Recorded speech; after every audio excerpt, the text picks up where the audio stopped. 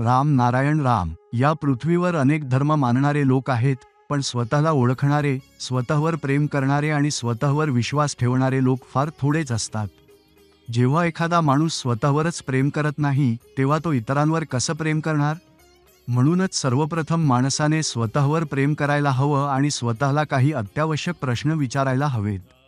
मी कोण आहे? मी कुठून आलो आहे? मला कुठे जायचं आहे? आणि मरणानंतर मी काय घेऊन जाणार?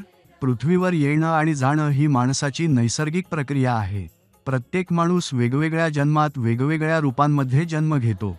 कोणत्याही धर्मातील व्यक्ती जेव्हा मरते आणि ती पुन्हा पृथ्वीवर जन्म घेते, तेव्हा तिला तिच्या पूर्वजन्माची कोणतीही आठवण राहत नाही.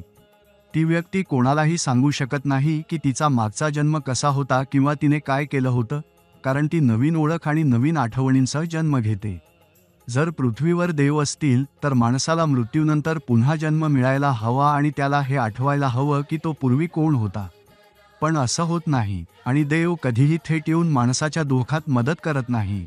त्यांनी असंही कधीच म्हटलं नाही की मी तुझ्या दुःखात साथ द्यायला आलो आहे. माणसाने निसर्ग आणि स्वतःच्या विवेकानुसार जगायला हवं.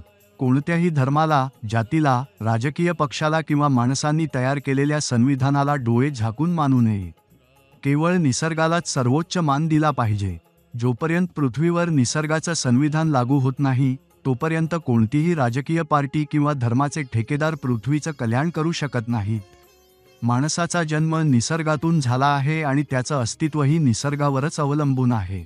निसर्गाशिवाय कोणीही जिवंत राहू शकत नाही.